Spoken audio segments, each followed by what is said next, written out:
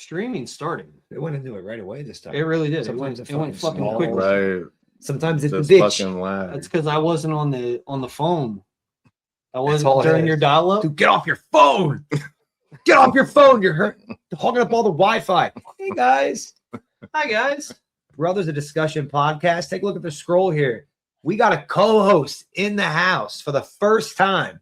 First time popping that co-host cherry is my boy, Jesse Clutts. Jesse, plug your socials. Let everybody know where they can find you. Shout everybody out. So what's going on, y'all? I've got an up-and-coming podcast called No Sell Nation that I'm working on getting off the ground. I did have another show that I was working on, but there was some beef behind the scenes, a little baby face heel action going there that didn't You need actually me to punch go. somebody? I got you. It's a very long, drawn-out story. We're just going to leave it at creative differences at this point. Great answer. But I launched No Sell Nation a couple of months ago, and then all hell broke loose. So I haven't been able to do much with it yet. I've got about 175 followers so far. But you can find me on Facebook at No Sell Nation podcast. And I'll be sure to post links on the page once this is wrapped up and everything. But I just want to thank you guys for bringing me on for this conversation. I think we got a good show tonight. Hell yeah. Definitely. What we got lined up, and maybe I should have put it down on the scroller. Sorry. But we're doing wrestling what ifs. And that's such a broad thing. But I think we all have different views on wrestling. And by the way, your Southern draw is so thick that it's like fuck, and it's awesome. So I think that aspect, praise, baby. dude, I think that aspect is really going to bring something different. We're from the Northeast, Alabama. like, yeah, we're from the Northeast, Yeah. bro. So my last podcast, my co-host was actually from Philly. Okay. We're about 45 minutes outside of Philly, so that makes You had my Southern redneck ass and his Northern Yankee ass talking about wrestling, and he actually he This did is some going stuff to be one of my favorite shows. I love this. That was a good one. And, So and we're then doing- we had a third co-host for a while. We called him the Cowboy. He was our wrestling historian. He used to always wear cowboy hats and stuff like that on the show. He was from Texas. So you had Texas, Alabama, and Philly all on the same show, just round table wrestling for an hour and a half. So it was a great show. Fantastic. So we're doing wrestling what ifs. Let's start it off. Give us your first what if in wrestling, and let's dive in. So I've got a couple here that I've been thinking of, and I'm gonna save the good one for kind of later on at this point. What if Kurt Angle doesn't leave WWE due to his drug problem? This is a phenomenal question. You think about it. At the time, Kurt was relegated to EC or WWECW, if you want to call it that, because of his drug problems. WWE tried to send him to rehab. He told him no. He went to TNA and had the second greatest run of his entire career as what we all affectionately know as Perk Angle. Yes. You know, he put on some clinic matches with Samoa Joe, Frankie Kazarian, and a bunch of guys in TNA. But if he doesn't leave WWE at the time, you know, within just a couple of years, you have the Shield coming in. You have Seth Rollins breaking loose and Roman Reigns, and Brock Lesnar comes back in 12. You know, he could put on some more banger matches with Cena, and then Sheamus comes into the picture. I kind of feel like Kurt has a better career in WWE if he doesn't leave at that point. I don't know about you guys. So I just want to start off my response to this one. Boom. As Great one. When I met Kurt Angle, I told him right to his face, because how cool he was, that I would never refer to him as Perk Angle again. So I'm going to cut that. Just putting that out there. Kurt Angle is a fucking awesome dude. Oh yeah, Kurt's come a long way since then. I mean, he's clean and sober. He came back to WWE, put on some pretty good wrestling matches, except for his finale with Baron Corbin at WrestleMania. But you know, Kurt's turned everything around. He's a whole new dude. He's like this generation's HBK when it comes to that. That's fair. And I think the most, in my personal opinion, the most interesting name that you brought up, excuse me, is Sheamus. I really feel like Kurt Angle and Sheamus could have had some phenomenal matches together. I think Sheamus is a very underappreciated talent. 100%. Not just because he's a strong-armed, heavy hitter guy. The guy could fucking go. He could sell. He made everybody look good around him. As far as you saying his second best run when he was in TNA, now TNA was his best run, even though WWE was more shown. I think TNA is he was there longer, and he did everything you could do in TNA. Dude, his WWE run was way better. Way better. It was way better Rookie because year. it was more Yeah, it shown. Rookie year, King of the Ring, Royal Rumble, and the world title, all in the same year. He also held the Intercontinental title and the European title at the same time in that same fucking year. That is crazy. I don't know. When I look at year eclipsed everything. I don't know. Sure, he had a longer run. TNA, He he was the guy. Come on. The entire Well, it time. was a different persona. But hold on, like I let's- just felt like let's she was look just at a lot let's of, look at the question at hand though. Come on. What if he never left WWE? Fran, what would be something that you would have looked forward to seeing Kurt Angle do if he never left WWE and stayed in WWE in at that time? WWE at the time? I mean, to continue like winning championship, like heavyweight champion, like he would have been on top around that time. Like, is my opinion. Yeah, I agree. He would have definitely stayed That's on what I top. mean. But who, like he said, there was some guys that were just coming in. Who was somebody that you would have loved to see Kurt Angle work with that you don't think you got to see? Hmm. I'm gonna throw one out. Drew McIntyre. Drew McIntyre had just came into the WWE as the chosen one, which I'm gonna go ahead and tell you right now that is the best entrance music I've ever heard for a professional wrestler. Broken Dreams by None. It's the 100%. ringtone on my phone. Well, it was until I changed it to our tribal chief. I acknowledge you, Roman All right, Reigns. Jesse, you just lost a point. The music is fire, though. Drew and Kurt would have put on some just downright, as Sheamus would put it, banger matches. You think about the strong style that Drew would bring to the match, and then you throw the technical ability of Kurt in there. I don't really like Uncle Dave, but I would have given that 5 stars all day, every day. I don't know. You say strong style. Could you imagine Shinsuke Oh and my his WWE God, peak with dude. Kurt Angle? People of that nature, these guys that were prominent in NXT coming up. Yeah. Well, I mean, You they got wrestled- Adam Cole. They wrestled in Japan. Yes, but New Japan back in, what was that, 06? It way better than seeing them down the line.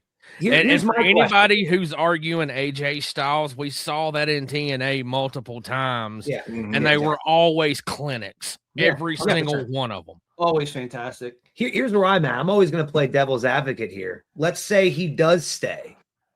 At that time when he left, he was in ECW, Mhm. right? He was drafted to ECW when he left. Yeah, WWE, CW. What would you have done with him?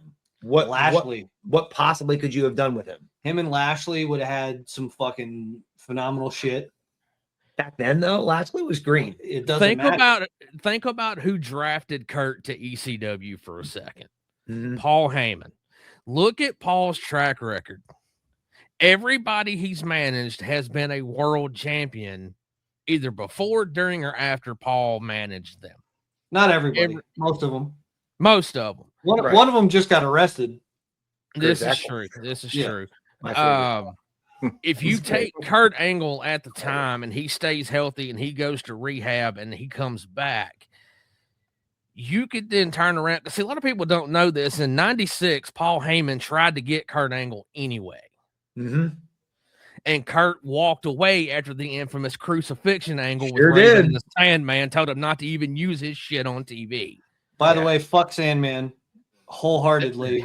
Never met the guy, but I'm going to take your opinion on that. Don't even do it. Don't even bother. Piece to of shit. me- Another story for another time. To me, they could have rebranded ECW around the wrestling machine persona that was Kurt Angle at the time, and probably revamped ECW to be a third brand, kind of like what we're seeing with NXT now. So Maybe not necessarily a developmental thing, but it would have been its own unique, like MMA-esque hardcore brand. WWE so to Underground, but not shitty. right. Right. Yeah. No, real quick. You're saying Kurt Angle should have went to rehab, which he definitely fucking should have to begin with. Right. But do that and then come back and then be managed by Paul Heyman. Yes. That You is put- a fantastic idea. You put Kurt and Paul's promo skills together, put them Yeah. together on the mic. Dude, You don't against even have to Punk. have Kurt cut a promo because Paul could do it for him, kind of like he does with Brock Lesnar. Yes. Good And call. you match him up against Punk at that time, who was becoming a star. Or even a guy who I don't like, Jeff Hardy at that time as Right. well. These matchups would be great. He just scoffed because he probably likes Jeff Hardy. I don't like Jeff Hardy. Anyway. Okay, I was a Jeff Hardy fan until the Sting match with TNA. Sure. That Okay. I can understand how that can sour there's people. there's a 100%. redemption story there. I'll give you that. There is a redemption story there, but Jeff is entirely too damn old now to be jumping off of 20-foot ladders for AEW for $60 in front of 75 people. Like, It's fair. So I just do like the intrigue of thinking about Kurt Angle getting clean, staying there in WWE, all the possibilities, all the people like Jesse had mentioned that were just coming in and becoming stars. Those the Drew McIntyre thing, I think they'd have some good matches, but if it would have been the way Drew McIntyre is presented today versus a Kurt Angle back then, I would be much more on board than Drew McIntyre at that time period. But I was always a McIntyre fan, and like you said, fucking Broken Dreams is phenomenal. Ridiculous. But no, that's a good way to start this what if scenario things, because Kurt Angle is one of those what ifs. He's always he's been so good. He made my Mount Rushmore of workers. We did do Mount Rushmore episodes, several Mount Rushmore episodes, and Kurt Angle was We did a on. Mount Rushmore of Mount Rushmores of Oh, multiple wow. categories. And he made my Mount Rushmore of workers Yeah. because, again, a guy that is a legit wrestler, your whole life you're told, don't go on your back. Don't go on your back. Don't give up your back. And then you can just be like, fuck it, I'll give up my back. That's crazy. Like, to be able to do that. Let's put it into perspective. That shoot with Daniel Puder in 2002, Yeah. where Puder locked him in the armbar. It was You had a key lock on him. Yeah. that had the key Kimura. lock on him, Kimura, yeah. and like Kurt had to roll this guy on his hips and pin him for a quick 3 count to Yeah. not have his arm broken. Yeah. Now, did that piss a bunch of people off? Yes, because Puder got his at the Rumble that year. If you'll remember, he Sure cut a did. promo. He cut Everybody. a promo talking about he was gonna be the first tough enough winner to actually win it, and then he proceeded to get his ass beat by Hardcore Holly, Eddie Guerrero, Chris Benoit, Yep. and they He got chopped chopped him and for a kicked. solid That's 30 right. minutes. Sure And did. then JBL gave him the clothesline from hell, or what Mhm. Bradshaw at the time. Yep. And he never came back. He's a cop now somewhere. Yeah. What I Yeah, hear. because that's what cops are. They're guys that used to get their ass beat, and now they use the badge to beat other people's asses. You know what? You know why the cops show up to the riots early? To beat the crowd. Damn. Well, Huh. my boy Frank, let's hear So a you what if. What do you got on the wrestling what ifs category? Can you top Kurt Angle not leaving? No, Which, by the way, I love the idea. Even, I love the idea of him being managed by Paul Heyman. I Coming do. back. No, that was. You should book shit, brother. That's great. So Solid. let's hear Francisco's first. What okay, if? so what if Owen Hart never passed? Would they make him world champion in spite of his Brett, like just say fuck you, Brett. I'm gonna put the fucking gold on Owen. I just feel like that was the momentum, like in 95, 96, like They should have went then, but that's what I mean. But And then, and so, yeah, I guess the blue blazer, that was way after. But if he hadn't passed, would he be a world champion? Oh, absolutely. There's no question in my mind he would be. And that was actually my next what if for later in the show. So I'll have to pull out another one. See that? That's why I told you to think of 5. So I want you to think about something with Owen real quick. In the early 90s, who was doing step up insecurities, backflips off the top rope, springboards? Nobody except for Owen. He was pretty much the only one. So his incident happened. Right. His incident happened May of 99. Who showed up in WWE early 2000? Chris Jericho, Eddie Guerrero, Chris Benoit, Dean Malenko. I could go on and on and on. Could you imagine the matches that Owen would put on with those guys? HBK comes back from being hurt and is better than he was before he got hurt. He found his smile and came back. I'm just saying the influx from WCW would have revitalized Owen Hart's career to an extent that I don't even think Owen Hart would have seen coming. Just based on the caliber of matches he could have put on with the guys that I listed off. Not to mention Kurt Angle showed up shortly before and only got better and better and better and better. You know, it's crazy to think about some of the matches we could have seen in that early. Also, another thing I would like to say about Owen is, yes, Brett was fucking phenomenal, but Owen also had the character work that Brett lacked. He had the personality, and like Brett was phenomenal, start to finish, but Owen had all of that in a different style, plus the charisma that Brett did not have. So yes, I agree with Jesse 100% that if Owen would not have passed, he would have been a future world champion, multiple time world champion, probably one of the top guys during the legit attitude era where you're seeing The Rock, Triple H, Stone Cold, and Owen Hart. I honestly feel like those would have been the 4 guys that would have surged them past WCW. And like he just said too, it's the guys coming in from WCW. Okay, you got the Radicals, what's what they were called at that time. Malenko, Saturn, Benoit, Guerrero, and Jericho came before, a little bit before them.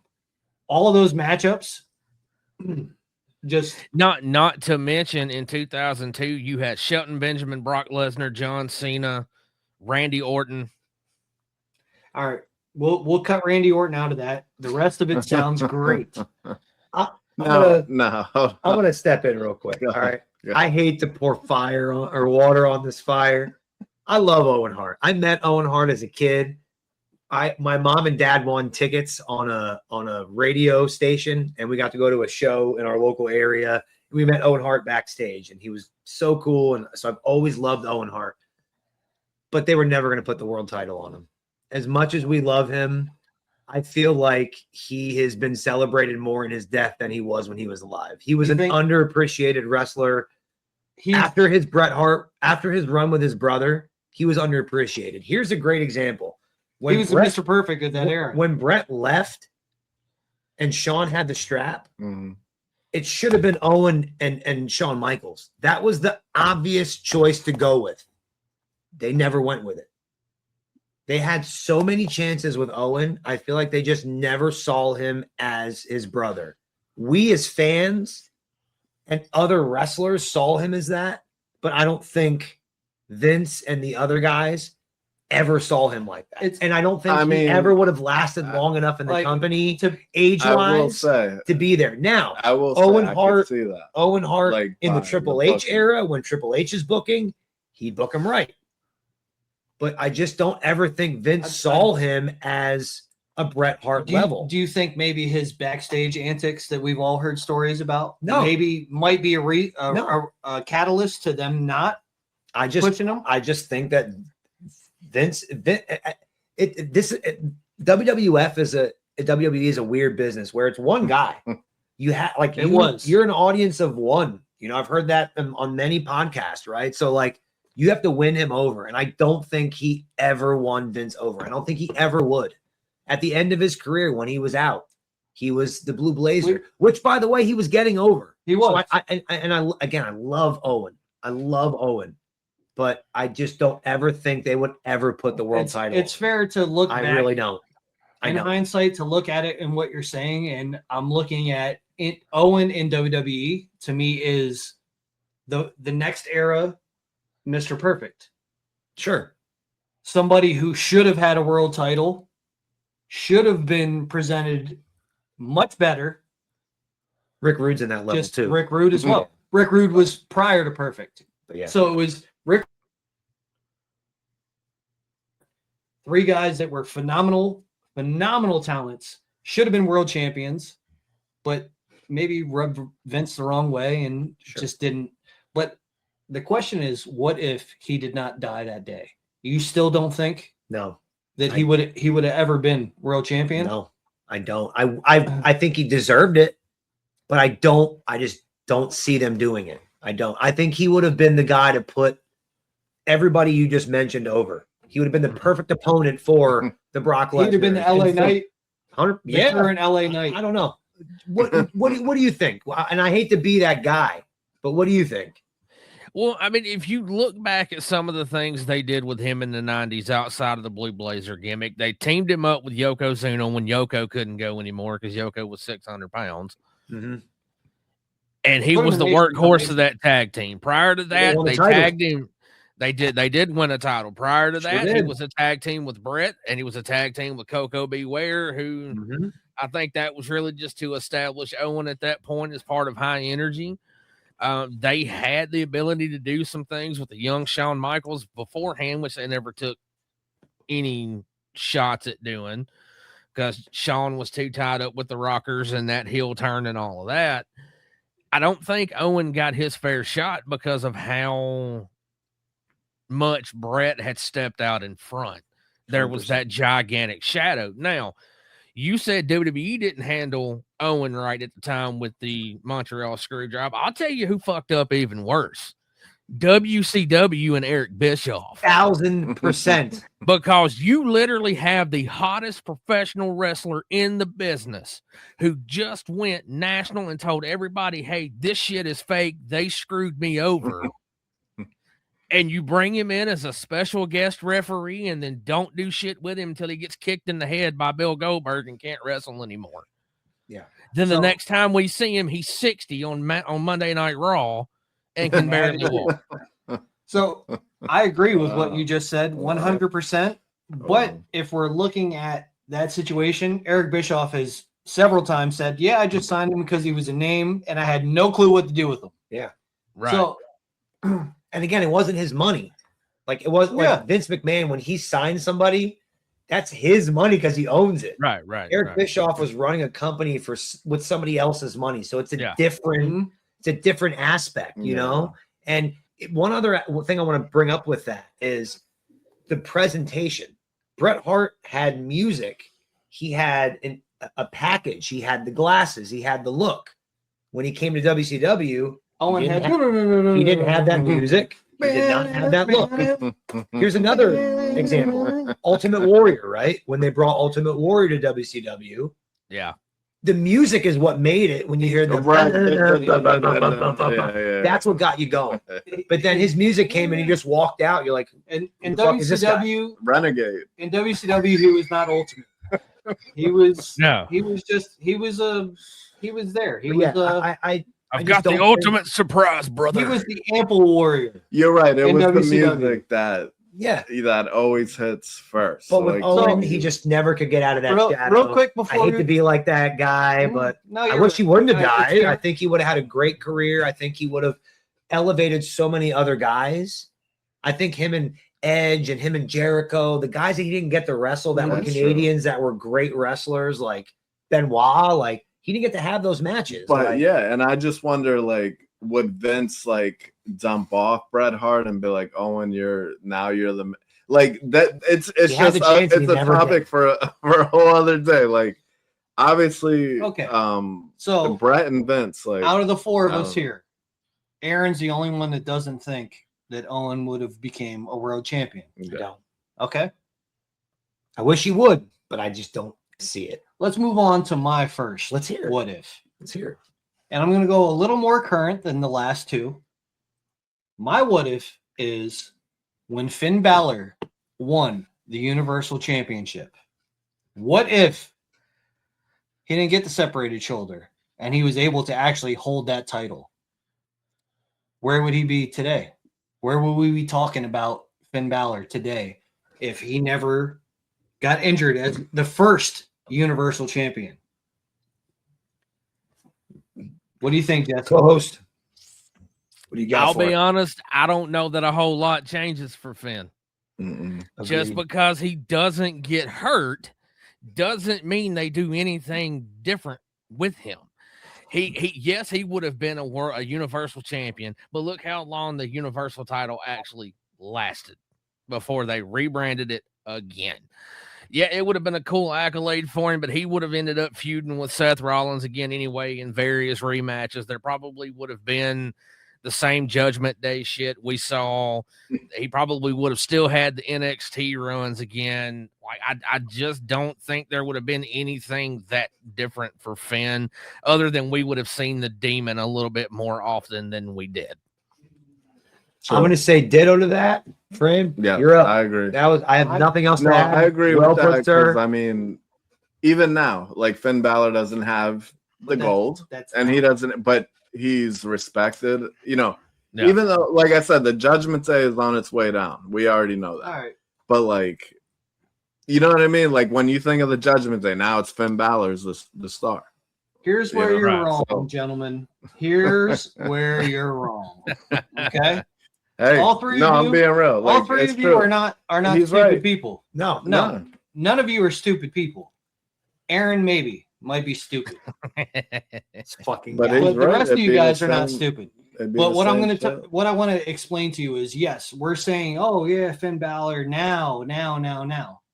The reason that happened is because he was out for fucking 8 or 9 months with this fucking shoulder injury. Finn Balor at that time when he won that fucking championship, Mhm. they put the fucking rocket on his back. He came out of fucking NXT hotter than anybody ever came out of NXT. He went onto the main roster and fucking dominated and beat fucking everyone placed in front of him. There's people that came in after his injury. That Seth Rollins.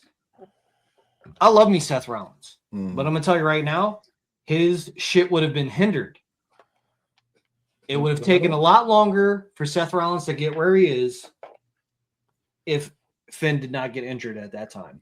Triple H at that time 100% was invested in making Finn the fucking star. The guy has the look, the fucking physique. Saluda, mi amigo. He may not be the tallest guy in the world, but I'm telling you, this motherfucker had a 34 pack. I ain't never seen nobody with no 34 pack in my life. I drank a couple 34 packs in my life. That son of a bitch was beyond Thunderdome. Okay. Yeah. I just all of the things, the people that became huge stars right after that injury, Seth, Roman, Braun Strowman, Bray Wyatt, even it goes on and on. Finn could out wrestle all of those guys, and he was being presented as the fucking end all be all at that point. Sure. I really feel like if he would not have gotten injured in that match, Triple H would have fucking continued with it. They would have put everything into that because just like Jesse had said, you could see the Demon a few times, but that's for like fucking blow off matches of crazy rivalries. Okay, he's turning into the fucking Demon so he can take out Roman Reigns now. I just feel like where he is today, yes, is a great place. Consistent. It's That's a what I great mean. place to He's be still there as a superstar. It's a great place to be as a superstar. But I feel like that injury took him from WWE superstardom, because let's not argue, Japan, everywhere the guy's been, he's a fucking superstar. Japan, NXT, everywhere, superstar. That injury right there made them call an audible. Let's put it in these terms. If you're an NFL fan, Drew Bledsoe being injured had Tom Brady come in. Sure. Okay. Seth Rollins being injured had Finn Balor getting injured had Seth Rollins and Roman Reigns come in. And because that took off as more quickly than they expected it to, it pushed him back. And that's how I look at it. I feel like Finn today might be one of the most celebrated fucking wrestlers in WWE if he did not get injured at that time. Now, real quick, I think sometimes injuries, like you kind of just made my argument for me. So thank you. Sometimes coming back from injury can be your benefit. You just said it. Like Seth Rollins comes back from injury, he's bigger. Roman Reigns leaves for leukemia, comes back way fucking bigger. Yeah, sure. All these guys leave from injury. No, keep your thought. All right. But to interrupt that, coming back from leukemia is a totally different So fucking. throw that one right the fuck out, So because John Cena Royal Rumble 2008 torn Okay, pec must have been out. if you 9 can't months, celebrate, it's only out if you for can't, 3. if you Seriously. can't celebrate Okay. somebody beating cancer, All right. I'm then just you're a saying. fucking piece of I'm shit just as a saying. human being. My point being is you're saying that he should have, if he wouldn't have got injured, they would have did more with him. But in theory, Yes. coming back from injury, wouldn't he have been bigger? They did nothing with him. So the problem is the I recovery. think to his point, he would have just went back to whatever he was doing because they didn't see the anything in him. recovery from his They injury, tried it. Oh, he got injured. Fuck it. Move on to the next one. And I think Jesse's on to something there. I think what it is the recovery from his injury took longer than expected. And in that time, they elevated so many people into huge stars. Whether the entire fucking Shield at that time, while he was injured, became giant fucking stars. But you're saying he's such a big star they couldn't have brought him back as the demon He and would- then been he like, would- oh my no, god. I'm not of saying course. I'm not saying that he was such a It big did him star. dirty. What I'm saying is, if he wouldn't have got injured, that would have gave him the time to become that gigantic fucking star. This is why we're talking about what ifs, not what happened. Let's see, Jesse, what do you have to say to this? So here's the thing. I can kind of see it both ways, but let's look at some of the more recent stuff they've done with other guys. And I'm gonna throw this name out there. I can't stand this dude, but I gotta give him props. Logan Paul. Logan will come in, wrestle a match, be gone for 6 months, cut promos from his house in Puerto Rico, show back up, and he's an even bigger star than when he left. When he first came into the picture, nobody thought he would last more than a couple of months because it was kind of in the Bad Bunny realm of things. But, like, dude has taken the business serious. Yes. Logan Paul has come so much further in professional wrestling than I think anybody ever thought he would. He's putting 100% on agree. matches that, to me, are still like his first match with Roman at Crown Jewel. When they said he was going to face the world champion, I'm like, he's going to get his shit rocked. And then he actually went out and put a banger on in Saudi Arabia with Roman Reigns.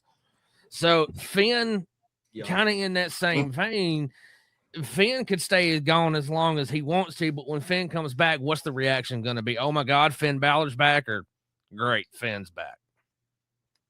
So you're not wrong in that sense. True. But what I'm saying is we're talking about if he didn't go away, that momentum, Yeah. all of that would have, I'm telling you, it would have been, his career would be a lot different today if that injury did not happen.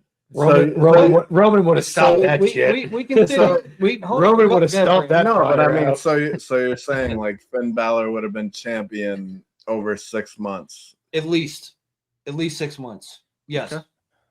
It would have been the Universal Champion, and then you would have lost it to but- Roman because everybody knows they suck the dicks of these fucking Samoans. They love them. They love them Samoan cock. They're in They do. WWE. They love it. They do. There's nothing better than the Samoan fucking coconut sprinkled on a dick.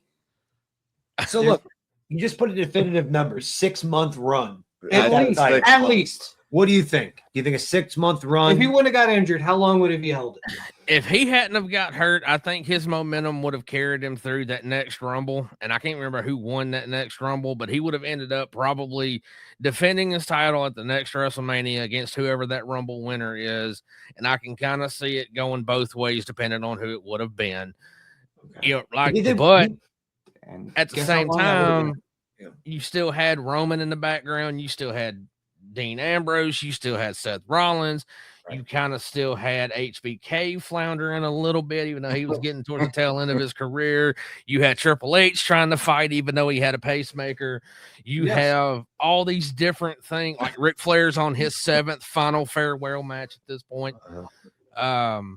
All these different things. You know, Shinsuke Nakamura coming up from NXT. NXT got hot, so you had Adam Cole, Roderick Strong, and just a whole slew of guys down there that could have come up and put on banger matches with Finn too. with Finn, yes. Which Now, okay, I don't want to take this away from anybody because it could be somebody's what if. But hypothetically, what he just said, Shinsuke came up. A healthy Finn as the world champion when Shinsuke won that Royal Rumble. If Finn would have been the guy healthy at that time, Finn and AJ even at that time, it writes itself, Shinsuke and Finn. yeah. It writes itself. You don't even have to do anything. So Here's the thing, though. They could have did it, and they just didn't. they didn't. They You're right. could have did it, They could have. and they just didn't. So, All right, I don't want to harp on my shit, even though Yeah. I think all of you guys are wrong and I'm right. But not that's for another time. have a fun one. Let's have Aaron Yeah, have his yeah, version. All right, What this is is a good one because nobody's right or wrong here. No, Okay. you guys are all wrong. I'm No. right. No, Nope. we're never. I'm gonna throw a name out. I'm gonna throw a name out. I love you just- guys, but you're all wrong. I'm just gonna throw a name out and just what if. All Kurgan. right, are you ready for this name? No? Damn you, Golga? Nope. Are you ready? Coca Beware. Waylon Mercy. Mm. What if that character, Dan Spivey, was 15 years younger when he did that character? What would that character have been? I don't know if you're familiar with it, but it's Just- essentially it's what to put things in perspective, Jesse, how old are you? 38. So I know Waylon Mercy. He was You're in the the same inspiration for You're a Bray little younger. Wyatt. yes, He was Yes. kind of the Yeah. Louisiana supernatural thing. Yes. You know, if he was a take on the character from Cape Fear. Cape Fear, if the hero. that happened, Yeah, no, that's exactly what, he was. 93 to 96, give or take. Yeah. You Yeah. put that in the late 70s, early 80s, and nobody knows what the fuck to do with it because you're still full of Hogan, Savage, Steamboat. You've still got Bob. Ric We lost Flair's our- trying to do his thing. Mm. I was saying you had Hogan, Savage, Backlund, Steamboat, Right. Flair.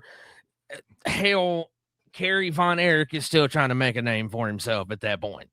Yes. Yeah. You throw for it. Waylon Mercy in the middle of the territory days like that, nobody knows what to do with it or how to monetize that except for a territory in Louisiana. And my big thing is the reason it didn't get over is because Dan Spivey was broke down. Like he was in his 40s at that point, Right. and he was late in his career. The character itself, though, got way over. Like the promos today, if you go on YouTube, they have millions of views. It's insane Yes. how many people have seen it. I'm- I just feel like that character really had legs, don't- but the guy literally had no legs underneath But him. and it's how many unfortunate. how many of those views are due to people knowing the Bray Wyatt character Exactly and what I him was saying. saying he was inspired by Spivey and they went, Well, well, let me go yeah. back and see what this Dan No. Spivey guy is about. Let's You know. just say hypothetically, at least 50% of those views are because Bray Wyatt fans heard that Bray Wyatt character was inspired by Waylon Mercy. And that kind of makes my argument of that's a testament to Bray Wyatt that he can kind of pick that character from 95. So let's just be like, I'm going to take it out in the 2000s and repurpose it and make it work. So it kind of shows, in my opinion, that if it would have not fallen on those legs, and if the man Dan Spivey playing the character Waylon Mercy wasn't in his 40s, but in his mid 20s, it's a great, early 30s, what that would be like could have been. That would have been like saying, what if Hulk Hogan had been Hulk Hogan 15 years prior? He would have been superstar Billy Graham. That's what Hulk Hogan would have been. So let's just put it. But then there would have been but then there would have been no Hulk Hogan. Like I think that's my point. Is like I think it's a missed opportunity on a character that fortunately Bray Wyatt was able to use it. Yes, and I feel like he made it. And here's one thing about Bray Wyatt. I made this argument a lot. The first rendition of NXT and the first edition of Bray Wyatt was the best Bray Wyatt. The best Bray Wyatt was the first Bray Wyatt. Let's put it. Anything after that, I don't really that to me, that creepiness of the southern, that vibe. That's why I feel like that. And like here's the other thing too. Like I was a kid when I remember seeing that character and it struck me. Like I'm 41. And the fact that I still remember that character, remember watching on TV and being like, holy shit. Aaron's actually just turned 41, so happy birthday, by the way. Happy birthday. What I wanted to say is, okay, let's say 15 years, like you had said. Hypothetically, what if Waylon Mercy was the catalyst of the Wyatt family? And it would have been the Mercy family. And Bray Wyatt was like his protege. Right, that story writes itself right there. I feel like that could have worked a lot better than Waylon Mercy did. It was ahead of its time. His character was ahead of its time. It was 95. So like if he was young enough to carry that character into the Attitude Era, that's my point. I think I probably should have prefaced that. That character in 95, Attitude Era, if it would have lasted into the Attitude Era, are you kidding? That kind of guy coming out having those type of like that character and just buddy. I don't and on the side note, Dan Spivey's a big motherfucker. Dude. That's a big dad. He's a bitch, right? Big dude. He was part of the Twin Towers with Sid Justice. So I mean he's a big dude. And then right around that same time as Waylon Mercy, you had the Ministry of Darkness, which Waylon Mercy would have fit perfectly into. Him and Undertaker, him and Kane. Like, could you just imagine the promos with the differences in the way Waylon Mercy spoke and the way that Undertaker spoke, how the promos would offset each other? Yeah, I just thought it's such an impactful character that and you're right. You guys are right. I never really thought about the views being probably amped up by the Bray Wyatt connection, but again, it kind of puts my argument that Bray Wyatt made that character and kind of repurposed it and made it his own. And I just feel like, dude, if Dan Spivey would have been 25 to 30 years old, that character going into the Attitude Era and going to Ruthless Aggression, like you said, it kind of writes itself. You bring Waylon Mercy back and I have the Mercy family with me and it's the same guys. But and even then they could have brought him in NXT with Bray Wyatt and the whole Wyatt family. And he could have been the manager. You know, you could have seen a promo with Bray rocking back and forth, and he cuts his typical Louisiana creepy ass promo. Yep. You know, my father, and the camera cuts over, and there's Waylon Mercy, and you're like, how they dig his ass up? Like, so the only thing I can think of that would be bad about it is if they would have continued with that character. They probably would have put him with like fucking this, and this is before current era. Sure. And they would have kept it alive.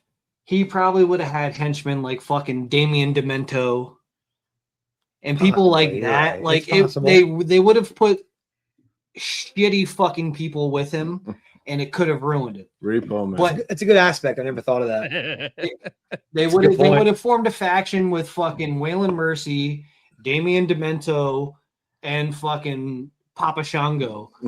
And Francisco would have puked up bad pork, and it just would have ruined everything. That's a good point, actually. I think That's a really good point that they probably would have just put water on that fire that he had going, and Yes. then just maybe watered him down a little bit. Unfortunately, because now in hindsight, it's easy to. That's sad. That's the whole good thing about this what if thing Yeah. that we're doing is in hindsight, it's easy to be like, oh, because we're fucking smart. We're smart fucking marks. Sure. Okay. We have good ideas, but that doesn't mean they would have used those good ideas. Well, sure. Right. Unfortunately. We've all got one out right now. Jesse, hit us with another one. I know he stole one from you. Yeah, But a it's all right. couple have been stolen from me. I didn't steal shit. Well, that's why I That just told you means to be we're smart prepared. guys. Hey, I Those are got a smart couple guys. more in the holster here. Good. What if Seth Rollins doesn't turn on the Shield? I don't know that a whole lot changes with that faction other than Seth doesn't turn on him. Well, I take that back. If Seth doesn't turn, we probably don't get the authority from Stephanie McMahon and Triple H at the time. Yeah. We don't get Corporate Kane, which gives a shit about Corporate Kane. So there would be some pretty significant storyline changes, but I don't think any one of the three, Dean Ambrose, Seth Rollins, or I'm Roman trying Reigns, to think. I'm so glad you brought this up. No, but I'm trying to think at the time though, like none of the Shield was big. no. Like they were just a whole as As an a entity. as a team. As an entity, they were huge. Wow. We don't get the So- steal of the century at WrestleMania when he cashes in. Before Right. we go any further, Jesse, I just want to say Gingers, baby. Yes. All right. Go Gingers. Hang on. Go on. I'm out. One of my what ifs. Are you ready for this? Mhm. Is if Seth Rollins didn't turn, but if it was Roman from the beginning. That was one of my what ifs. So when you said that, that's where I'm at. They should have went with Roman from the beginning. If they want to get Roman over, they should have turned him heel from the jump, and then he would have been a baby face way fucking earlier than they wanted him to be. They should have Could did it you at that imagine? point. And here's the thing. He wins the Money in the Bank just like Seth Rollins does. And here's the thing. Seth can be the main event with Brock, but Roman's the one that cashes in. He becomes the biggest fucking heel and then the biggest baby face. That was my what if anyway. So my response to you is just flop those guys and they would have got the Roman being bigger way faster. No, but I'm Right looking here, at Mark. if he never turned on the Shield and they still stayed as the Shield for however long. They had to break him up. I know. Just for however long they would have stayed. You know who would have benefited the most from that? Moxley. Dean Ambrose. I feel like they could have, if Dean Ambrose would have been the one to fucking turn because he was already the most heel of the three of them. He's the most heel ready of the three of them. Seth, I can't say anything bad about Seth. I love me some Seth Rollins. But I'm not a big fan of Ambrose, Moxley, personally. But I'm going to tell you right now that if he would have been the one that turned, I feel like his status right away, he would have been the biggest fucking heel in the business at that time. So to piggyback off of if Seth wouldn't have turned, I think the Shield would have lasted another 3 to 4 months to another big pay-per-view. And then Ambrose would have been the one that they would have had turn because they were hell-bent on making Roman the babyface champion. So I think Ambrose would have been the one to turn. No, I don't know Good. about that. What do you got? What do you got, my No, boy? I just feel like Roman. No, listen. I've been seeing Roman live for fucking years and years and years, and I'm like, nah, he ain't got it. So that's all I'm saying. So like, but Dean, as far as Dean goes, like, yeah, I know you hate on him and stuff, but that motherfucker. I like him more than I like Roman. Okay. I do. I'm more critical on Dean Ambrose, John Moxley than I am on Roman. But I like him more than I like Roman. But I will agree, like he gives off this heel vibe. You Yes. know, like he is the heel. You know, Sure. like even to this day, when you think of John Moxley, Well, hold on, Right? real quick. Or It's whoever the- let's whatever his name let's is. just talk here. When Seth Rollins turned, mhm. you guys were surprised Fuck that it was yeah. Yeah, that it of was course. Seth. It was well done. All of us thought it was going to be Yeah, Dean yeah. Ambrose to turn, right? We all thought I it was going to be personally Dean thought Ambrose. it would have been Roman because of how hard they were trying to make him a baby face. It would have been the natural thing to do to turn him heel. And now I'm envisioning a bloodline in 2014 when the Usos are in their prime. They You got missed the boat. Tamina But, running around dominating the women's division to a extent at that point. You know, Bro, you're fresh okay. off the heels of an Umaga getting released. Like Me you and could my have done Southern brother from another mother. We're on the same page, like man. I you dig could it. have done a lot of shit I with know. Roman back then if you'd have just turned him heel. I know. I It was- mean, It was the key. That's And all they they- needed to and do. What did they wait? Like what? 4 years after that? Longer. It Five, took- 6? It took a long time. The motherfucker just had the Shield gimmick for like 5 years after Yeah, the Shield that's wasn't true. even a thing. He just That's kept the true. music and like, I'm just Think gonna wear the about it. vest still. It's fucking weird. It was but weird. now I Think about will say this much. In the WrestleMania where Cody Rhodes finished his story, We were there. That's We were that. there. Yes, there comes that truck driver. With our I have son. this weird interference thing that happens where a truck driver gets on my frequency and I can't figure out how to stop it. It's fantastic. But It's all right. anyway, that particular WrestleMania where Cody Rhodes finished the story, if you think about it, there was a part in that match where Seth Rollins basically limps into the ring with a steel chair in his Shield gear. Yep. And Roman takes the chair from him and then looks at Cody and then looks at Seth and then looks back at Cody like, who do I hit with it first? Is it Cody for being Cody or is it Seth because he was an asshole 10 years ago? What did he do? He hit Seth Rollins for being an asshole 10 years ago. That is callback, by long-term the way. storytelling. Yeah. Yes. And I tell you what, Aaron's been an asshole for fucking 40 years. 41. And I hit him with a chair before I hit anybody else with one. It's fair. Right. It's accurate. So realistically, Seth, doesn't turn. yes, We all kind of are in agreement where the Shield does break up at some it point. does. But In the near future. But Seth shouldn't have been the one to turn. So I don't. We I all don't kind of know- agree I with that. don't- That's kind of weird. No, I right? don't. Do you think, agree with that? I think Seth was the least expected one to turn. Ambrose was always the lunatic, fringe, loose cannon, Brian Pillman-esque of the three. Mhm. It would have made more sense to turn Ambrose at the time. Roman was still, they were still trying to figure out what they were going to do with him. And as much as we could say that he could carry the heel persona and do the bloodline thing, then I don't know that he could have. No, he couldn't have. Nah, that's what I mean. He was not there yet. Yeah, As and much I as I agree want with to you. sit here and say that he could do that, it wasn't until he got hurt and came back and had Paul Heyman in his corner that they went, let's see how much of an asshole you can really be. Right. And then he I agree proceeded to with you. choke people out for 4.5 years. Yeah, I've been seeing him since what 2000. When were they out? Like I've been watching Roman Reigns every year when he came around my way. So I'm like, like I'm like over here like Still not like nah, man, nah. Sorry. I think it's you the don't got it. character work and the presentation and the entrance music that really gets everybody in with Push Roman. them, right? Like that. Because when the bloodline first started, I was like, well, somebody please beat this motherfucker. But 2 years into it, I'm like,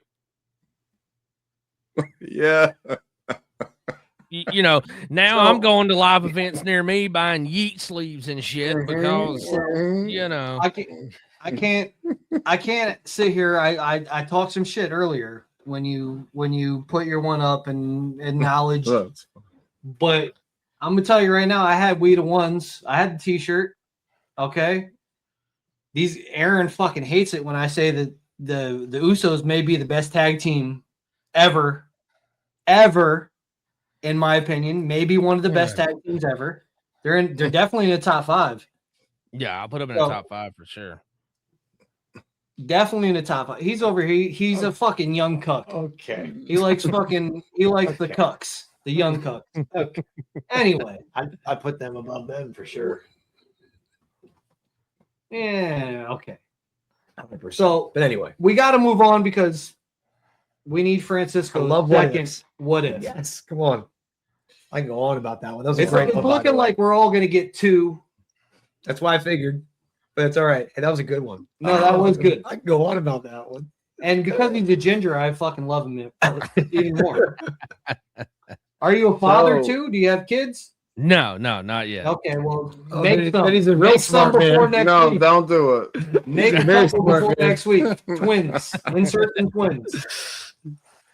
Nah, Let's but get it. Come my second one has got to be is what if Shinsuke Nakamura would have ever won the world championship? How long do you think he would have been champion?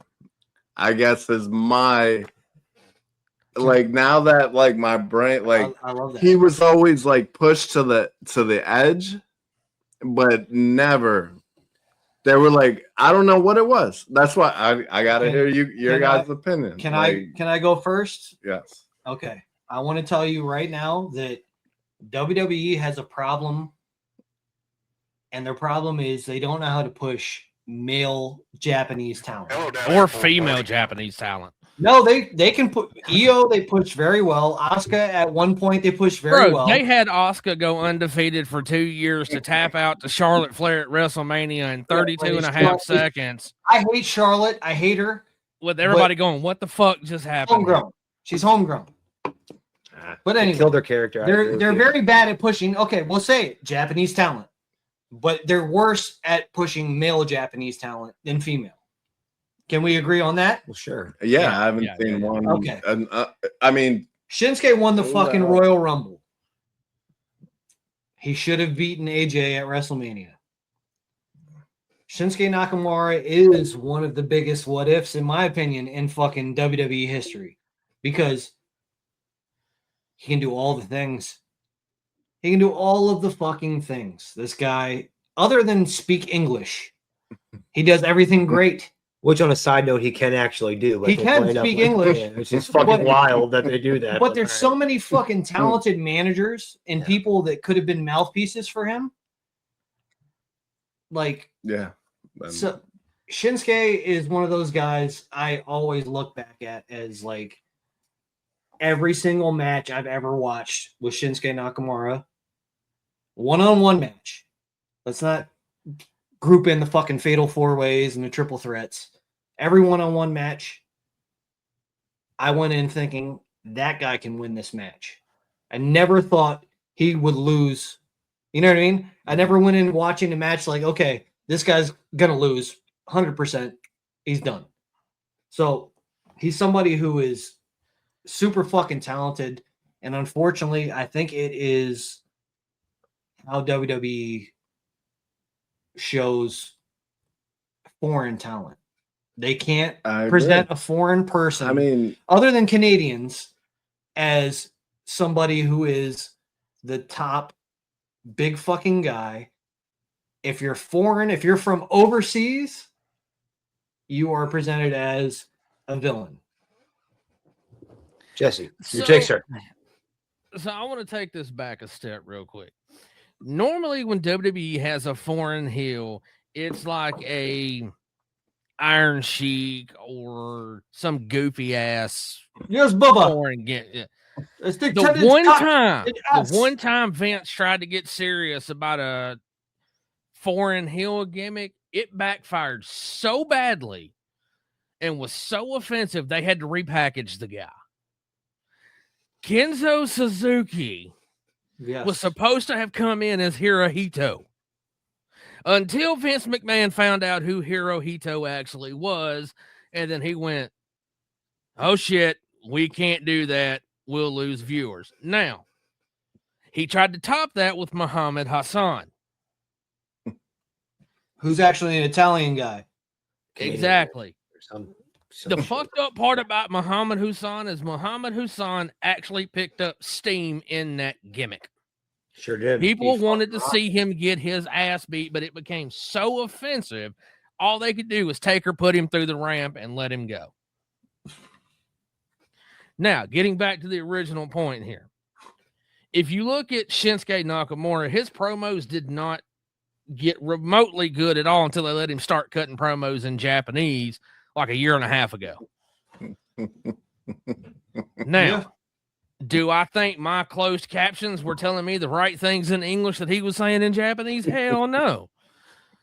But at the same time, that's the one thing that Shinsuke was lacking was a promo. If he'd have had a mouthpiece, you put him with a Paul Heyman, or you put him with somebody who can actually speak on the mic. Yeah, there's the truck driver. Breaker 19. Fantastic. That's great. I fucking love it. You put him with somebody who can be a mouthpiece, then it turns everything around. Shinsuke wins at Mania over Styles. He carries the title for a year and a half, probably dumps it off on AJ Styles anyway. Jesse, I want to interrupt you 1 second. Paul Heyman's a cop-out. We put him as a mouthpiece for anybody they're getting over. Give me somebody else that you think would have been a good mouthpiece for Shinsuke.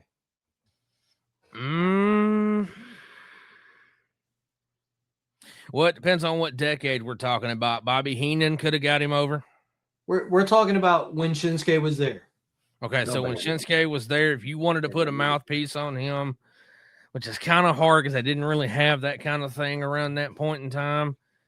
But if they would have paired somebody with him, like if Triple H would have managed him, or they'd have had a road dog Jesse James manage him somehow that could actually talk. For some reason, they paired John Cena with him. Those are the three names that are sticking out to me who actually could do something on the mic, or you put him in a heel faction with Edge and let Edge do the mic work.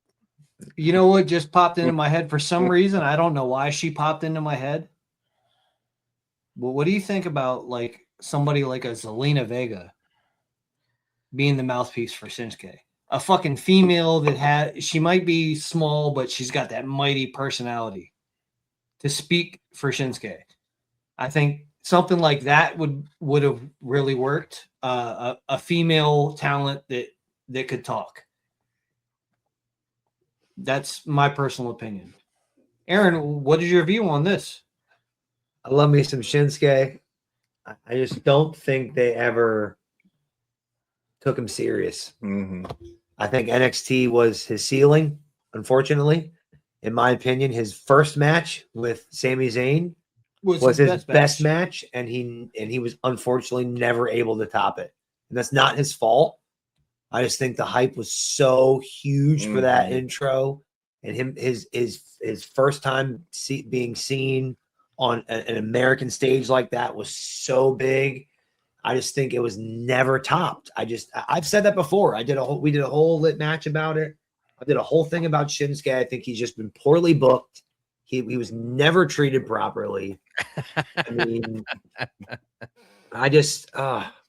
sorry. I can't go on. I don't even know what to say. They would have never did anything right with Shinsuke. Yeah. I don't think I'm doing this for a reason. He should have left a while ago, in my opinion.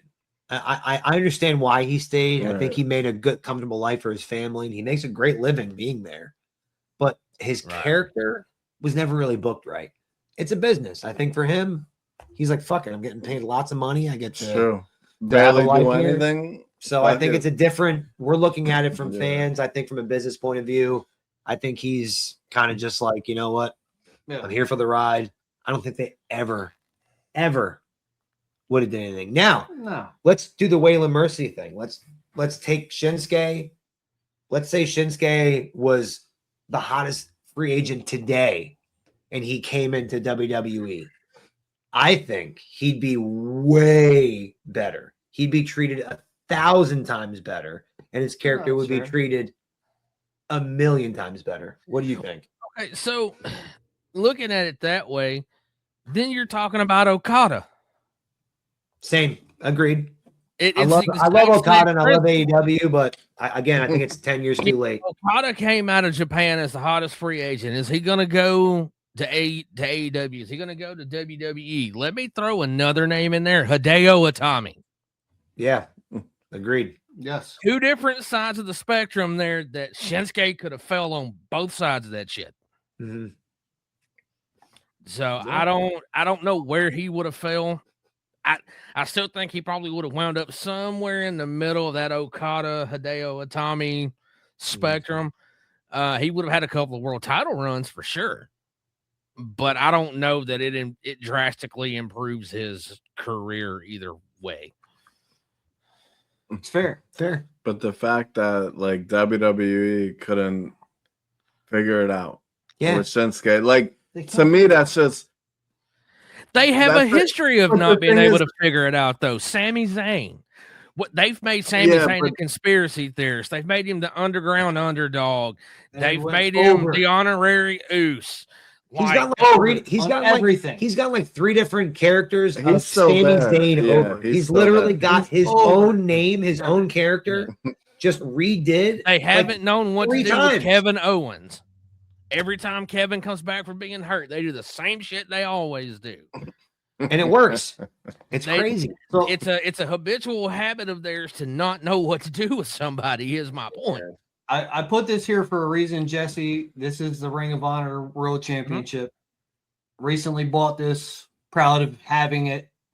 We're doing Month of Honor for the month of August. Or July.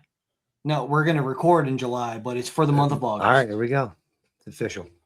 Jesse, we would love to have you on to do a watch along with us of a Ring of Honor match of your choosing, where we watch the match together. We do some commentary, but it's to honor Ring of Honor and the history of that wonderful organization. That's the main reason why I put this title here. Now I'm going to take it away.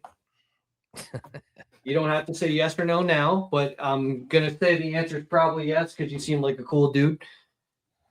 Now I want to ask you guys. I'm next. All right. Do you want a serious one or do you want a fun one? Well, you got one left. Yes. Make Do it. you want it to be serious or do you want it to be fun? Mine's serious. My last one's pretty serious. So go the fun one. It depends on how long you want this to run. Right? I don't care. Yeah. I'm off tomorrow. I don't work 7 tomorrow. hours. So- No. So look, Go the fun one. well, let's 'cause go with the mine's fun serious. one real quick. Yeah. We could probably bang the fun one out. Let's do What if Adam Cole was 6'3"? Bro, Wow. Adam Cole at 6'3" doing the Adam Cole baby chant would have been dope as shit in matches against Roman Reigns. I would have loved to have seen him take on a Logan Paul or a Finn Balor or a Damian Priest. Jacob Fatu would be a hellacious match for Adam Fuck. Cole. Like, there's a lot you could do with a 6'3" Adam Cole that you can't do with an With Adam a Cole who's 5'7" Adam Cole. I mean, if he was 6'3", he wouldn't have got called out on Pat McAfee's podcast. That was a fun one. What if Adam Cole was 6'3"? All right, look, I'm an AEW guy. I liked his AEW run. He just got injured. Like I Yeah. feel like that's the bigger thing is if he would have got injured. Let's I- take you injuries know, out of it. What if he was 6'3"? How would he have been booked? honestly, I think he would have been booked worse because he would have just been the same as everybody else. Everybody's right around 6'3". Everybody's the same build. He's different. That's fair. I think that's what makes people stand out is him being different. I think that's what got him to where he was. He was always a smaller guy in the group. He was always a smaller guy. Okay. I think that's what gets people over. Like Fair. I think that's just in my opinion, that's what made Adam Cole Adam Cole. That's fair. I'm an Adam Cole purist. I was following him in Ring of Honor. Man's from Lancaster, PA. Come on. Like, Listen, that was a perfect segue to have that title there too. Is I wanted to bring up Adam Cole. So, Fran, what do you think if Adam Cole was 6'3" rather than just he's booked at 6 foot? The guy's fucking 5'9", probably. yeah, he is. He's 5'9". Yeah. What do you think? Somebody who's booked at 5'9", the way he was booked, if he was bigger, what do you think they may have done with him? I don't think much different. It's more or less to me, like it's like stability and like staying healthy. To be honest, Okay. he had it. Like, yeah, you came down, yeah, you know, he had the whole fucking shit. But could he stay with like that's what sucks? Like, you're right. 5'7", you're right. Is that his real height? No, Like, I would say 5'9", probably. But I'm just saying that's a small ass guy taking all these bumps. But he had the persona. If he, like I said, if he could have stayed healthy, AEW would have fucking made him a fucking star. Like he would have been the star of If he AEW would have right stayed now. healthy. Right Yeah, now, 100%. No, you're- no, I'm being real. Like, Like MJF. Come on. it's not even a And discussion. that's a lot. Unfortunately, that's a lot of the guys in AEW right now. Like Switchblade, he could have stayed healthy. He could have been the fucking biggest thing in the company. Adam Cole as He'll be well. back. But that's one just thing my that opinion. AEW does better in WWE is these guys. They highlight guys who are not main event. They highlight their mid card people way better than WWE highlights their mid card people. Sure. For instance, we were just at Double or Nothing. Did Kyle O'Reilly not look like he could be the world champion 100%. that night against Moxley? But Moxley. Did he is not look Moxley. like he could have been the biggest fucking star in the entire company? Sure. So when it comes to the booking, I feel like, so I said it jokingly because Adam Cole, we all know he's a fucking short guy. I said it jokingly, but I think at 6'3", and with what you guys said, with him being healthy, I think there's a lot more they could have done with him. Yeah, Yeah, Jesse. I wish if they had the chance, they should have called up the entirety of Undisputed Era all at once. Yes. 100%. Kyle O'Reilly, Adam Cole, Roderick Strong, and That shit was cool. Bobby And Fish. Bobby Fish. Those four guys together on the main roster would have wrecked shop, dude. Yeah. Kyle O'Reilly and Bobby Fish were probably two of the baddest dudes in NXT moveset wise. Then you had Adam Cole with all the high spots he could do. And then you had the master of the fucking backbreaker, The Messiah of the My back. Messiah, My boy. Roderick Yeah, Strong, which I was Strong. just at Collision in Huntsville, Alabama a couple of Good weekends shit, ago. dude. Cool. I was on the hard cam side of the show, by the way. Nice. I got to My boy see moves so Roderick fast. Strong in action, and the amount of backbreakers this dude knows. He did at least 7 different variations of the backbreaker in 5 minutes, He's so good. from In tilt a whirl to the jumping knees to the backbreaker. Like he was doing everything you could think, and I'm like, I didn't know you could do that. So Yo, Jesse Clutts, my boy. I Jesse- love me some Roderick Strong. Jesse, I'm glad you brought you him got up. some good takes. Yeah. We agree with a lot of what you're saying. I always bring up Roderick Strong. Do you He's guys super want- slept on. Do you guys want my serious one, Well, let me. or do you want to go ahead and do yeah, yours? let me do mine. Are you ready? Because this is a deep one. This might It's Okay. this might take Here us. we go. Mariana Trench. You ready Shit for this, right bro? here is deep. Let's go. You ready? Lil Kim vagina is deep. I don't know if you're ready for this. How many hits does it take? What if Stone Cold didn't break his neck in the ring with Owen Hart that night?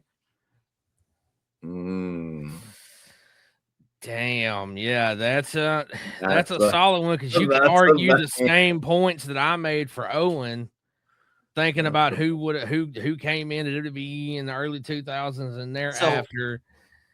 If you'd have had a healthy Stone Cold versus a healthy Brock Lesnar, you could have had. Yes. We should have gotten Stone Cold versus Hulk Hogan when Hogan came back, but we got probably the greatest WrestleMania match of all time with Hogan and The Rock. It's a weird situation to think about Stone Cold being healthy and not having a broken fucking neck in the primes of a Brock Lesnar, a Randy Orton, a John Cena, et cetera, et cetera. I'm very glad that you brought up Hogan and The Rock possibly being the best WrestleMania match of all time. We did our lit match segment agree, by the where way. we watch the match and we get lit, okay? And we just have some commentary. We had my 13-year-old son watch that match with us for his Right. very first time ever seeing that match. And if you go back on our YouTube and you look at it, Jesse, and just focus on my son. We turn the volume up, and you We can turn the see volume him. up. You could see you could literally see the goosebumps on his arms. Right. You could see the reactions in his face of he realized that was one of the biggest moments that he's ever watched in his entire life. Yeah. So I'm glad that you brought that up. Instead, we got Stone Cold and Scott Hall, two guys. One was fresh out of rehab. One was fresh out of neck rehab. I mean, Okay. on the other side of that, though, we got one of the greatest stunner recoveries of all time from Scott Hall. Scott Hall. Yes, that was a good stunner bump. But so how long? If please, somebody let me know, because I know he was out for a while. How long was Stone Cold out for when he broke his neck? So here's why I bring this up, because I think him breaking his neck in a weird way was the best thing for his character. He took off when his neck was broke. That's when he did the stunner to Vince. That's when the character work happened, when he did the bang with the gun. And he because was the GM. he had a broken fucking neck. He couldn't wrestle. So in a weird way, the broken neck incident made the Stone Cold character. That's kind of why I brought up, like, what if he didn't break his neck? I don't know if that character would have essentially taken off the way it did. So in a weird way, I brought this up earlier. That's a good point. In I injuries, mean, I never even thought of that. You brought it up with Finn, with my Finn, that like, concept. they had to do character work with him. Yes, because he couldn't wrestle. He didn't really have a broken neck. He bruised his spine. That's what happened. But he couldn't broke wrestle. his fucking neck. He didn't. He bruised his spine. He didn't break his neck. Bro, but either way, he had like a fucking. He didn't. Yes, there was like he did whatever these fucking spinal shit. Either way, he couldn't wrestle. The whole thing is he had to do the character work, and it created the tension between the McMahon character, and it just, I feel like without that, I don't know if the Stone Cold character would have been the Stone Cold character. Yeah, if we didn't get the whole Austin McMahon angle, and that, because that was really what blew Stone Cold up, was that Austin McMahon angle. I gotta agree. I don't know that we get the same level of Stone Cold Steve Austin without the broken neck or bruise, whatever, in this instance, because he really had to lean on the character work and the work at the commentary table that he was doing, and all of that to kind of fill in the gaps as a GM. So that's why we got four-wheeler stunts and the beer truck and all of that. Yeah, and like I remember with him and Vince, that whole angle, like I was just sitting there like, what the fuck is going on? Like, who like talks to their boss like that? Who fucking, I mean, at the time, obviously, we're all young. Like, I'm like, this fucking guy's crazy. But you're right. But I want to point out, you've been to Huntsville. Like this topic, like this thing with Stone Cold, Conrad Thompson brought this up on a podcast. So you know who that is. Obviously, you're from fucking Huntsville. But he kind of brought that up, and like I really dived into it, and it's like that point is really true. Like the biggest Stone Cold moments were when he couldn't wrestle. Well, when he got to the title back, he really took that character off, and then that's when he made the money. That's when the money came. But when his neck was broke, it might have been the best thing to happen to him. It sucks for his personal life. I'm sure it sucked having to go through whatever he went through. But I think that it's the best feud in wrestling history. Yeah.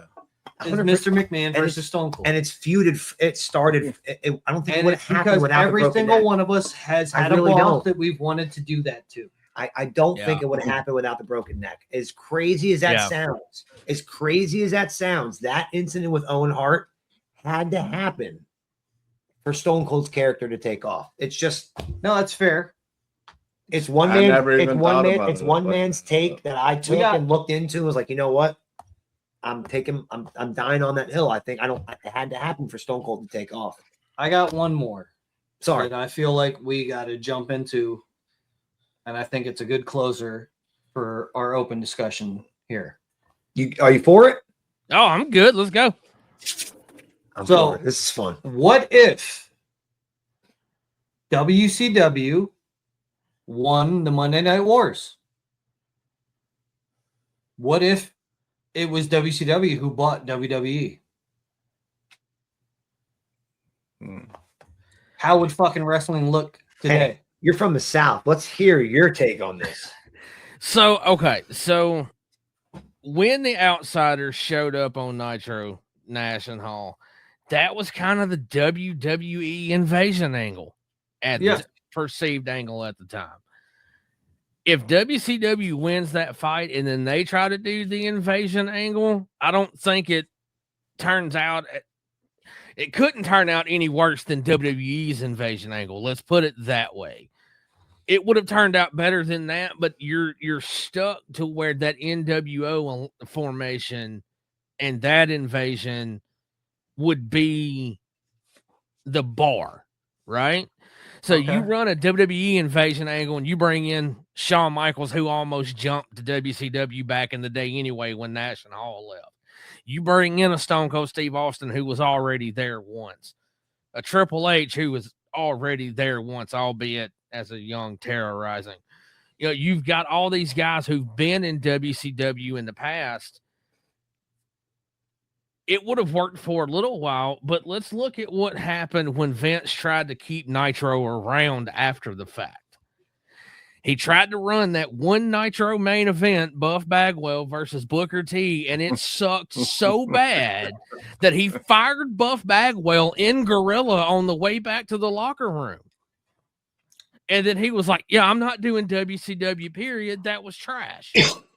Damn. Like, I don't know that it would have survived. I don't know that wrestling in general would have survived if WCW had won the Monday Night War, because AOL Warner was not wanting to be in the wrestling game. They had already told Turner, we don't want it, which is why Vince bought it for pennies on the dollar in the first place.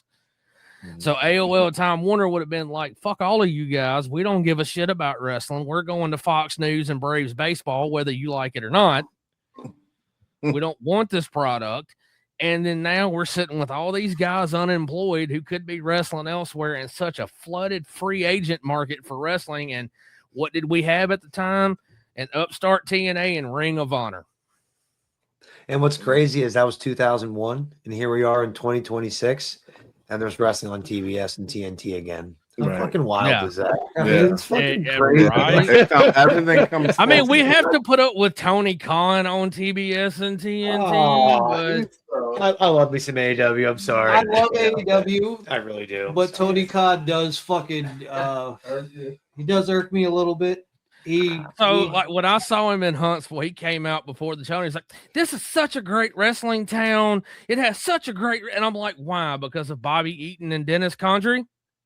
Yeah. And Yeah. Conrad probably. He's friends with Conrad. I'm like, we don't have a great wrestling here, history here. It's not like it's Florida. coming from a place that has a great wrestling history, Allentown, Pennsylvania. Right. I don't know if you're familiar with the wrestling history up here, but when somebody comes out, I don't know, we have a weird sense of pride with our area. I think everybody kind of does. We you know? really fucking hate where we live, but when somebody talks good about it, fuck yeah. You know what I mean? Right. Behind it. So I can get that. Tony Khan does irk me sometimes, but right now it's the better product. It is the better product of the two major products. If you're looking at strictly professional wrestling itself, then yeah, I can kind of see that. But for me, and this is just me, there is a fundamental lack of storytelling with that product that WWE delivers in its own right that we don't get from AEW. So, yes, I agree. WWE does the storytelling better, but can you agree with me where I say that in the last 2 years, I'd say, because trust me, you can ask Aaron here. I used to hate on AEW, hate on them. But in the last 2 years, their storytelling has done leaps and bounds. I've won him over. I'll I'll say this much. your typical Monday Night Raw has what, 45, 50 minutes of wrestling, in-ring wrestling time. Everything else is promos, video packages. About 40 minutes. I'd say The 40 minutes. collision that I went to in Huntsville was just non-fucking Action. stop. That's my jam. The one match would end, and as the wrestlers are going up the ramp, the entrance music for the next act hits the fucking speaker, and you're like, wait, we don't, there's not a promo here. Like, there's no backstage videos, there's no promos. It's just match after match after match after match. Just like, to be completely honest, I paid $50 for my seat on the hard cam side. The dark matches started at 6 o'clock. The actual show started at 7, and then they did another 2 hours worth of dark matches after the fact. We did not leave the show until 10:30. Got your Like, money's it worth. was just nuns, and I gained a lot of respect for AEW in that aspect because WWE used to be like that, but they're not anymore. And AEW kind of took that mantle to do that. But maybe I need to watch them more for the storytelling part of it. But from what I saw in that Death Riders match, Mox spent more time on the outside acting crazy than he did in the ring. When the Guns were in their tag match, one of those guys stayed outside the ring on the steps for 20 minutes and didn't even try for a tag. And I'm like, what are you doing?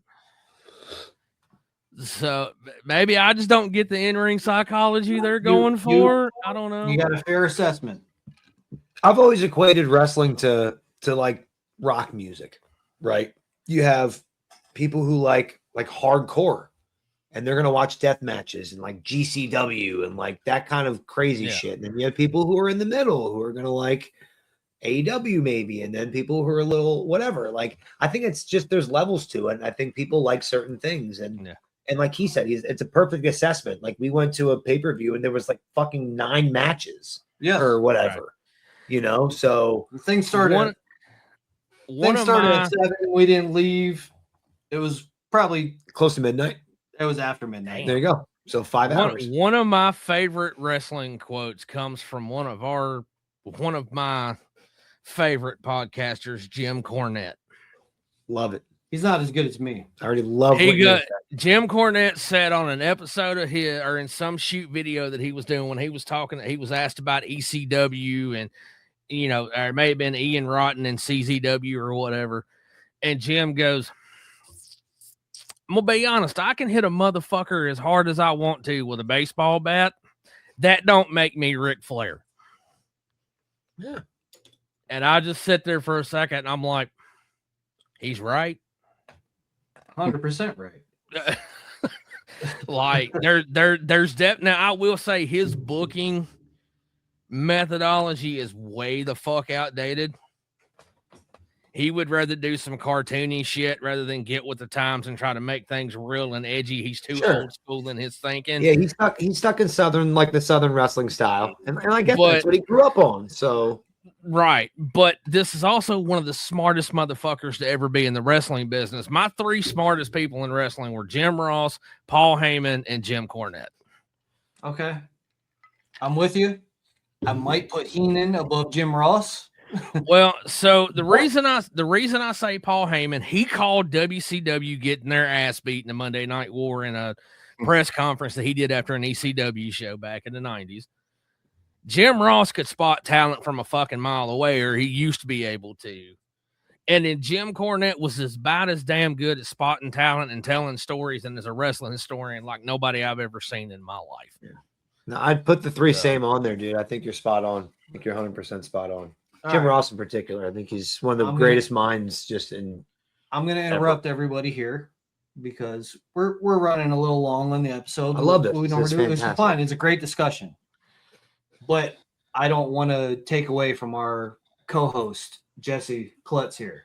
So I want to go ahead and give you an opportunity here to go ahead and plug your podcast once again. But before you do that, I would like for you to tell everybody here so our viewers can get to know you a little better. Your current favorite WWE male and female superstars, your current male and female favorite superstars from AEW, and your all-time favorite wrestler, male and female, Okay. and then go ahead and plug all your stuff again. A lot of stuff. Go. So there's a lot to unpack here. Do it all. Obviously, I acknowledge the tribal chief, but I am heavy on Dominic Mysterio too. Okay. Dominic reminds me so much of Eddie Guerrero in the early 2000s that it's fucking stupid. If they will ever turn this kid babyface, it will be like Eddie beating Brock for the title in 2002. As far as female superstar, it's going to be cliche, but I got to go with Rhea Ripley. To me, she's the most talented in the ring. She's got everything you need as far as looks, the promo, the entrance music. It's all pretty much there. Jade Cargill's kind of right there, but Jade's still got a lot of polishing up that she needs to do in a massive way. Getting better. Liv Morgan is kind of on the uptick for me, but there again, she's annoying as hell. At least her gimmick is. That's what I love about her. Alexa Bliss is another favorite of mine. I'm starting to get partial to Charlotte Flair. I know that sounds, I don't know what it is about Charlotte now. With AEW, I'll be honest, I've not watched it probably as much as I should, but from what I saw Saturday, I was pretty impressed by Marina Shafir in her dark match. She's got some things she needs to work on, but I was pretty impressed by her. And then who was the main event at Collision?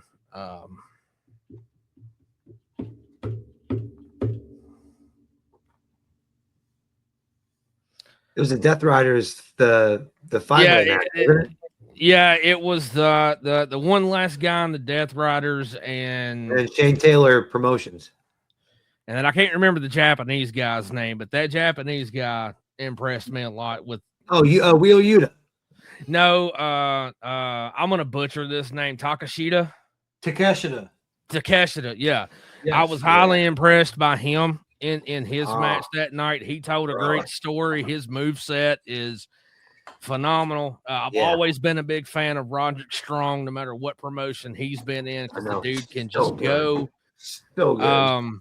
I gained a little bit of respect for Orange Cassidy that night because he didn't completely do the whole hands in his pocket thing the whole time.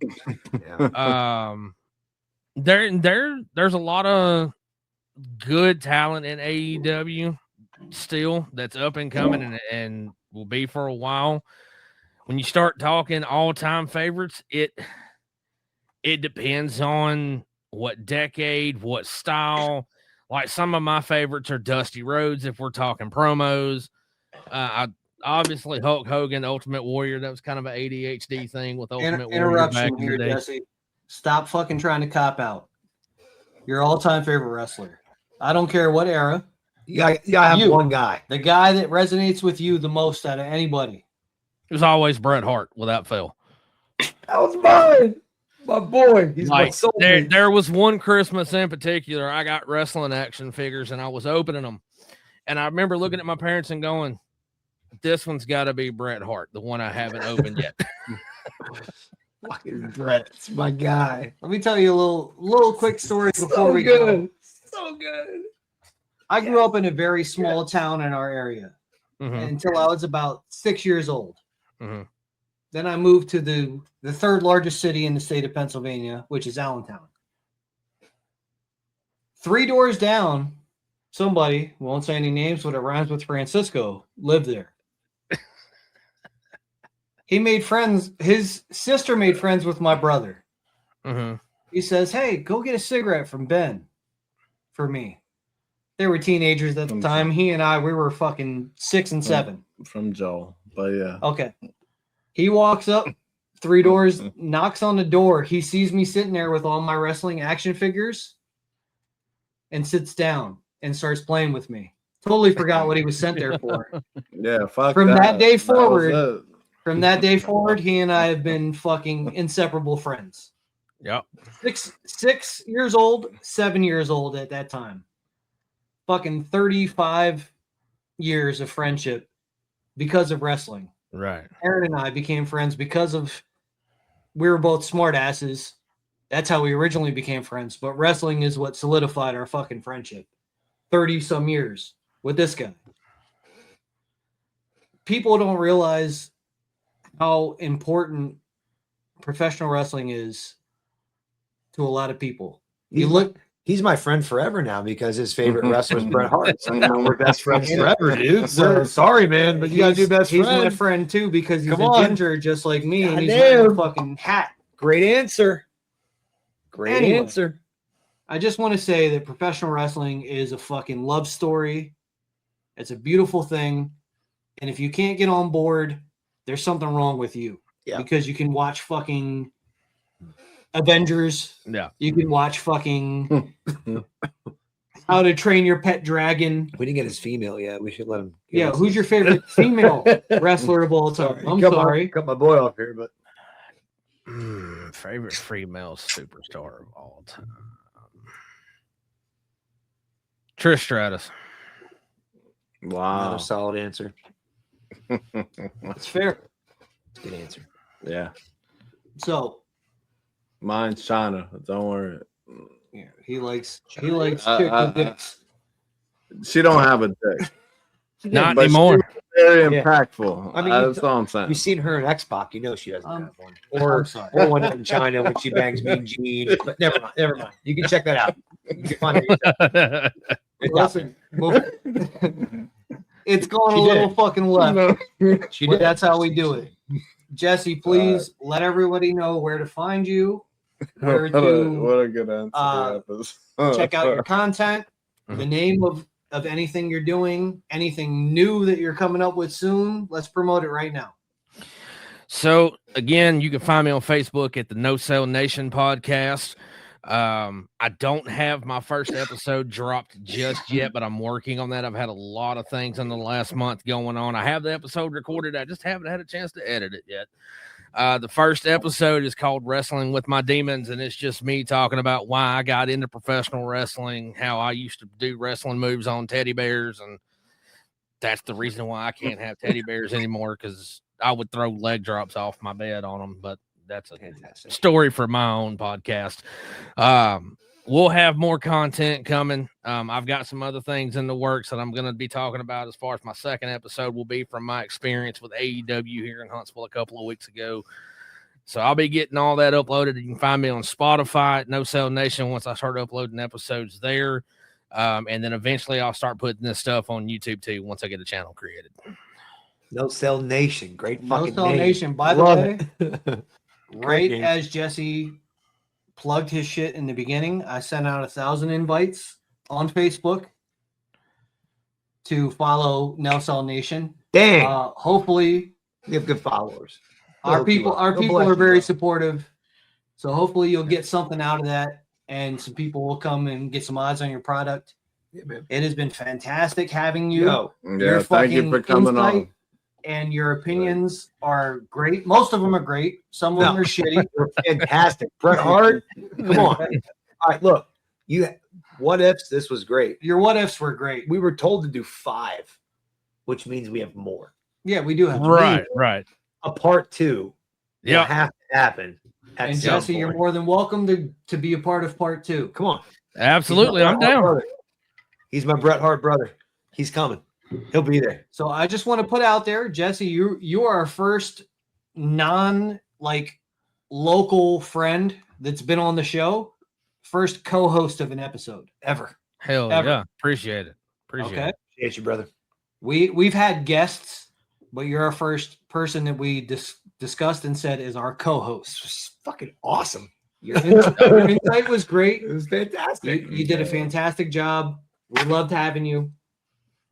Francisco's a bitch, No, but he's the not. rest of us are great. Nah, fuck that, yo. I'm never. I'm never. Never that. Nah, that's my guy. All right. Ladies and gentlemen, Brother Discussion Podcast, thank you so much. Check us all out. Jesse Clutts. No Sell Nation. BOD. Like, subscribe, and if I just sent you the fucking invite for No Sell Follow Nation, our you better boy, yo. fucking follow that shit, or I'm Yeah. gonna fuck you up if I see you in person.